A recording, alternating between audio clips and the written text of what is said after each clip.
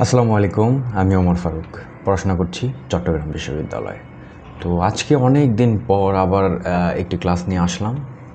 যেহেতু admission time শুরু হয়ে গিয়েছে, তাই চিন্তা করলাম যে তোমাদের জন্য বিশ্ববিদ্যালয়ে যে কোশ্চেন ব্যাংক রয়েছে সেগুলো যদি সলভ করে দেওয়া যায়। তো তারই ধারাবাহিকতায় আজকে আমরা ঢাকা বিশ্ববিদ্যালয়ের খ ইউনিটের 2024-2025 সেশনের বাংলা প্রশ্ন, অর্থাৎ বাংলা যে 15টি প্রশ্ন রয়েছে সেগুলো আজকে সলভ করার চেষ্টা করব ইনশাআল্লাহ। তো চলো বেশি কথা না বলে ক্লাস শুরু করে দিই।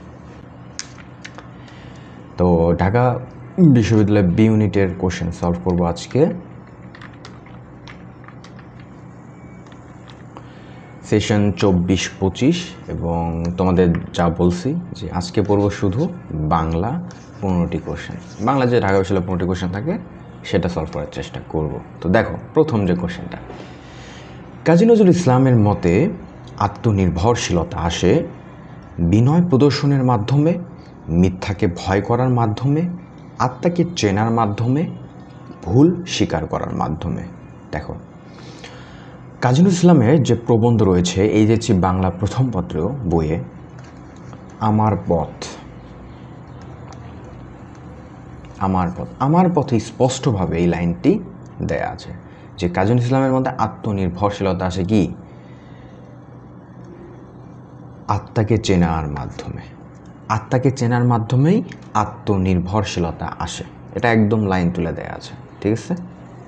দেখো তার মানে তোমরা কি বুঝলা, তোমাদের এইচএসসি বাংলা প্রথম পত্রে যে বইটা রয়েছে সেটা বারবার ভালো করে গল্পগুলো, কবিতাগুলো ব্যাখ্যা সহ পড়াটা জরুরি। তো দেখো তারপর প্রশ্নে যাই। সোনার তরী কবিতায় বর্ণিত ঘটনাধারাটা সকালের, রাতের, বিকালের না সন্ধ্যার? সোনার তরী কবিতায় প্রভাত বেলা এরকম একটা লাইন আছে না? অর্থাৎ সোনার তরী কবিতায় বর্ণিত আছে হচ্ছে প্রভাত বেলা, যেহেতু প্রভাত মানে তো সকালবেলা, তাই না? যদি তবে এখানে একটা কোশ্চেন আছে, সেটা হচ্ছে ধরো সকালবেলা আছে আর প্রভাতবেলা দুইটাই আছে, তখন কিন্তু তোমাকে প্রভাতবেলা অ্যান্সার করতে হবে। যেহেতু প্রভাতবেলা নাই সেজন্য অ্যান্সার হবে কি সকালে। অর্থাৎ সোনাতরী কিছু কবিতার ঘটনাধারাটা কখনকার? সকালে। ওকে, এরপর দেখো বাংলাদেশের সঙ্গে সম্পৃক্ত রবীন্দ্র রচনা। দেখো এটা অনেকে বলবে যে কমন আসছে, অনেক শিক্ষক কী বলবে যেটা কমন, কিন্তু আমি বলবো যেটা কমন না। কারণ এরকম টাইপের কোশ্চেন সচরাচর বিসিএস আসতে দেখা যায়, যে কম্পিটিটিভ এক্সামগুলোতে আসতে দেখা যায়, কিন্তু অ্যাডমিশন লেভেলে যে এইরকম লেভেলের কোশ্চেন করবে সেটা আসলে ধারণা করা যায়নি। অর্থাৎ রবীন্দ্র রচনা বাংলাদেশের সঙ্গে সম্পৃক্ত, অর্থাৎ কিন্তু ডিপ লেভেলের একটা কোশ্চেন। রবীন্দ্রনাথ সম্পর্কে অনেক জানতে হবে, তাহলেই এই কোশ্চেনটা অ্যান্সার করা যাবে। তো ধরে নিতে পারো এটা আনকমন, যদিও রবীন্দ্রনাথ ঠাকুর সিলেবাসে আছে, তারপরও আনকমন ধরে নিতে পারো। সেটা অ্যান্সার হবে কি ছিন্নপত্র। শুধু মনে রাখো যে বাংলাদেশের সঙ্গে সম্পৃক্ত রবীন্দ্র রচনা হচ্ছে ছিন্নপত্র। ওকে, এরপরে কোশ্চেনে যাই। রাবণ অনুজ লক্ষ্মী রাবণ আত্মজে, এখানে লক্ষ্মী শব্দটি কি? তার আগে বলো যে এই লাইনটা কই থেকে আসছে বলো তো? লাইনটা আসছে মূলত বিভীষণের প্রতি মেঘনাদ, যে মাইকেল মধুসূদন যে কবিতাটা রয়েছে সেখান থেকে আসছে। এটা সিলেবাসের বাইরে ছিল সে সময়। তো রাবণ অনুজ লক্ষ্মী রাবণ আত্মজে, লক্ষ্মী মানে এখানে হচ্ছে লক্ষ্য করে, লক্ষ্য করে, লক্ষ্য করে কি ভার্ব, এটা কি ভার্ব, তো ভার্ব কী হবে? ক্রিয়া, সিম্পল। এরপরে দেখো আবিধানিক ক্রমে সাজানো শব্দগুচ্ছ। দেখো আবিধানিক ক্রম এটা তুমি বলতে পারো অনেক সহজ, যে বুঝবে না তার কাছে অনেক কঠিন। তবে আমি ব্যক্তিগতভাবে বলবো যে এই কোশ্চেনটা আসলে সহজ আসছে। কীভাবে সহজ আসছে আমি একটু বলি, তোমাদের দেখাই যে কীভাবে। ধরো তুমি অনেক জানো না আবিধানিক ক্রম, তারপরেও তুমি পারবা বেসিক দিয়ে। দেখো দেখাচ্ছি, শেষ থেকে আসছে, অপশন বাদ দেয়। দেখো দ দ দ আছে, ঠিক আছে। এরপরে যাই তাহলে, দীর্ঘই এ রি মিলছে, সর সরিয়া রস্বই দীর্ঘই, রস্ব দীর্ঘ রি এ। দেখো এটা কিন্তু উল্টাপাল্টা হয়েছে, সিকোয়েন্স কিন্তু মিললো না, তাহলে এটা বাদ, যেহেতু আবেদনের ক্রম বলছে। এরপরে দেখো গ গ গ ঠিক আছে, তারপরে রি, তারপরে ও, তারপরে অত হবে সব শুরুতে, দেখেই বোঝা যায়, তো এটা বাদ। দেখেই বুঝতেছো না, সেটা বাদ। এবার দেখো ক ক ক আছে, ঠিক আছে, তারপরে কা আ উ, ঠিক আছে, কিন্তু আকার আকার দুইটাতে যেহেতু আকার আছে, তাহলে তারপর একটা বর্ণ দেবো বর্গীয় জ এবং চ, মিলল? মিলল না তো কী হবে? ক খ গ ঘ ঙ চ ছ বর্গীয় জ। দেখো আগে চ, তারপরে ছ, তারপরে চ ছ বর্গীয়, দেখছো মিলল? বাদ। তার মানে অ্যান্সার কি? অংশ, অকাল, অঙ্ক। ঠিক আছে, তোমরা অপশন বাদ দিও, এটা পেতে পারো। এবার দেখো, মানুষের মধ্যে যাহা অন্তরতম এবং অনির্বচনীয়, লেখকের মতে কণ্ঠস্বর যেন তাহারই চেহারা। এটি কেমনে বললেন? অপরিচিতা, অপরিচিতা, অপরিচিতা থেকে হুবহুব লাইন তুলে দিছে, যদিও কঠিন লাইন তুলে দিছে, কিন্তু এটা যারা ভালো করে বইটা পড়ছে তারা অবশ্যই পারবে। লাইনটা ডিরেক্ট তুলে দেওয়া হয়েছে, মানুষের মধ্যে যা অন্তরতম অনির্বচনীয়, লেখকের মধ্যে কণ্ঠস্বর যেন তাহারই চেহারা। এরপরে দেখো কোশ্চেনে, দুর্যোগে হাল ঠিক মতো রাখা ভার। এখানে হাল শব্দটি, এটা জটিল বলতে পারো। প্রথমত দুর্যোগে হাল, আমরা যে হাল মানে লাঙল বলি না, এটা তো হবে না। এটা ধরে নাও যে দুর্যোগে লাঙল যে ঠিক মতো রাখা ভার, এটা আসলে বোঝায় নাই। এটা প্রথমে বাধ্য যে লাঙল এরকম এগুলা কিচ্ছু হবে না। ঠিক আছে, এখন এখানে একটা বিষয় আছে, আশা এবং স্বপ্ন সেম, তাই না? সিমিলার না? আশা এবং স্বপ্ন, আশা আশা সমান সমান স্বপ্ন কি বলতে পারি? তাহলে দেখো, তুমি যদি অ্যান্সার করো আশা, ম্যাক্সিমাম স্টুডেন্ট আশা অ্যান্সার করবে, তাহলে তুমি কেন স্বপ্ন অ্যান্সার করতে পারবা না? এটা একটা। তুমি যদি স্বপ্ন অ্যান্সার করো, কেন আশা অ্যান্সার করতে পারবা না? আর এখানে মূলত তুমি যদি দেখো, দুর্যোগে হাল ঠিক মতো রাখা ভার, ক্ষত বিক্ষত হয় সহস্র প্রাণ। অর্থাৎ সহস্র প্রাণটা ক্ষত বিক্ষত হয় কখন?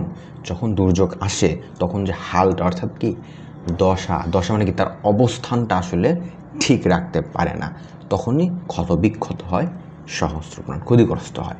তো আশা করি বুঝতে পারছো যে দুর্যোগে হাল এখানে মূলত দশাকে বুঝিয়েছে। ঠিক আছে, এরপরে দেখো, বিলাসী গল্পে উল্লেখ নেই। দেখো তোমাদের যখন বইয়ের উপরের লাইনে দেখবা, 2-3 পৃষ্ঠা পর উপর লাইনে দেখবা যে এখানে আছে হুমায়ুনের বাপ পিতার নাম জিজ্ঞেস করলে বলে তুগলক খাঁ। তাহলে হুমায়ুনের নাম আছে, তুগলক খাঁর নাম আছে। ভূদেব বাবুর তো বাসা রয়েছে ওখানে, নাম আছে, তো বাবরের নামটা বলবে। হুমায়ুনের বাপের নাম কি? বাবর। সো যখন বলে হুমায়ুনের বাপের নাম, তখন বলে তুগলক খাঁ, তো বাবরের নামটার বলে না। তাহলে বিলাসী গল্পে উল্লেখ নেই, বাবরের নাম, তাহলে অ্যান্সার কি? বাবর। ওকে, এরপরে দেখো, বৈষম্য বিরোধী, সেই সময়ের রিলেভেন্ট একটা কোশ্চেন। বৈষম্য বিরোধী শব্দটি সমাসের কথা জিজ্ঞেস করছে, কোন সমাস? এটা দেখো, প্রথমে অ্যান্সারটা বলি। অ্যান্সার হবে তৎপুরুষ সমাস। কীভাবে তৎপুরুষ সমাস হবে? এর ব্যাস বাক্য করো, বৈষম্যের বিরোধী, বৈষম্যের বিরোধী, বৈষম্যের, দেখো বিরোধী, র আছে না? র, বৈষম্যের বিরোধী, র আছে না? তাহলে কী হবে? ষষ্ঠী তৎপুরুষ। ঠিক আছে, তাহলে এই দিক থেকে তুমি বলতে পারো তৎপুরুষ, তৎপুরুষের বাইরে যাওয়ার কোনো উপায় নেই। ঠিক আছে, তাহলে বৈষম্য বিরোধী সমাসটা হচ্ছে তৎপুরুষ সমাস। এরপরে দেখো, পোর খাওয়া শব্দের বিশিষ্ট অর্থ, বিশিষ্ট অর্থ তো বোঝো তাই না? বিশিষ্ট অর্থ বোঝার কথা, বিশিষ্ট অর্থ হচ্ছে বাগধারা।